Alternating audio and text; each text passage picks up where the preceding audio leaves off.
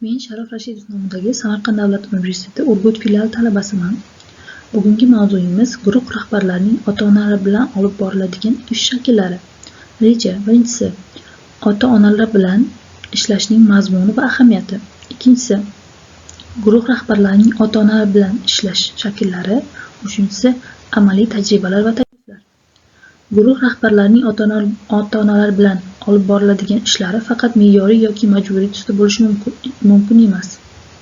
Balki pedagogik hamkorlik, o'zaro ishonch va birgalikda farzand tarbiyasiga xizmat qiluvchi tizimli faoliyat bo'lishi kerak. Ushbu ishlar ma'lum shakllar asosida yo'lga qo'yilsa, guruhdagi tarbiyaviy ishlar samaradorligi oshadi, o'quvchilar muvaffaqiyati va xulq-atvoridagi ijobiy o'zgarishlar kuzatiladi. Quyidagi bo'limlardan ota-onalar bilan ishlashning mazmuni, asosiy shakllari hamda amaliy tajribalari batafsil ko'rib chiqiladi. Ota-onalar bilan ishlashning mazmuni va ahamiyati. Ota-onalar bilan ishlash bu pedagogik jarayonning muhim tarkibiy qismi bo'lib, uning asosiy maqsadi o'quvchilarning shaxsiy va ijtimoiy rivojlanishida oila bilan maktab o'rtasidagi hamkorlikni ta'minlashdir. O'quvchilarning maktabdagi faolligi, darslardagi ishtiroki va xulq-atvori ko'p hollarda oiladagi tarbiya, sharoit va ota-onalarning munosabati bilan chambarchas bog'liq bo'ladi.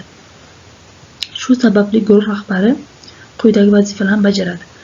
Ota-onalarni pedagogik jarayonga jalb qilish, ularni farzandining o'qish va tarbiyasi haqida xabardor qilish, ularning fikr va takliflarini inobatga olish, uy sharoitida bola uchun qulay muhit yaratish borasida maslahatlar berish.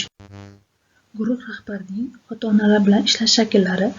Ota-onalar bilan ishlash turli shakllarda amalga oshadi. Har bir shaklning o'ziga xos vazifasi, metodik yondashuv, tashkil etish formulasi mavjud. Ota-onalar yig'ilishlari. Bu ota-onalar bilan olib boriladigan ishning eng an'anaviy va keng tarqalgan shakli. Unda guruh rahbar yillik tarbiyaviy reja bilan tanishtiradi, o'quvchilarning o'qish natijalari haqida ma'lumot beradi, xulq-atvor, darsga qatnashish, kiyinish madaniyati bo'yicha fikrlar bildiradi, muammolarni umumiy muhokamaga qo'yadi. Yig'ilishlar muntazam har chorakda bir martadan tashkil qilinadi va mavzulashtirilgan bo'lishi mumkin. Yoshlar va internet, kitobxonlik madaniyati, oilaviy tarbiyaning asoslari kabi mavzular bo'lishi mumkin. Individual suhbatlar. Ota-onalarning har biri bilan shaxsiy tarzda muloqot qilish pedagogik hamkorlikning eng samarali usulidir. Suhbat chog'ida bola haqidagi fikr almashiladi. Uy va maktabdagi xatti-harakatlar muhokama qilinadi. Muammoli vaziyatlarda maslahat beriladi. Bu suhbatlar darsdan so'ng yoki oldindan belgilangan vaqtda o'tkaziladi. Uyga tashriflar. O'quvchilarning oilaviy sharoitini, uydagi muhitni ko'zdan kechirish va ota-onalar bilan rasmiy muhitda suhbatlashish maqsadida amalga oshiriladi. Bu usul tarbiyaning holatini o'rganish, yordamga muhtoj oilalarni aniqlash, zarur hollarda ijtimoiy xizmatlar bilan aloqa o'rnatish imkonini beradi. To'rtinchisi bu ota-onalar uchun seminar va treninglar. Oila a'zolarining pedagogik savodxonligini oshirish maqsadida tashkil etiladi. Mavzular quyidagicha bo'lishi mumkin. Ochiq darslar va tadbirlar. Ota-onalar sinfga taklif qilinadi. Darslar, bayramlar, ijodiy loyihalarda ishtirok etish orqali ular maktab hayotiga yaqindan kirib kelishadi.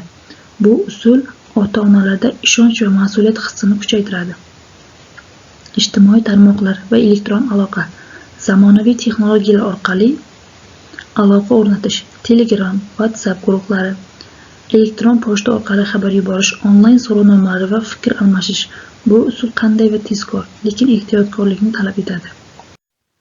Axborot burchagi va byulletenlar. Sinfxona devorida ota-onalar uchun axborot stendi bo'lishi mumkin. Foydali maqolalar, o'quvchilarning yutuqlari, rejalar va e'lonlar joylashtiriladi. Amaliy tajriba va takliflar. Amaliyotda sinovdan o'tgan quyidagi shakllar samarali deb topilgan. Har oyning oxirida ota-onalar kuni o'tkazish. Sinf rahbari ota-onalarni darsdan keyin chaqirib yakuniy natijalarni aytib o'tadi.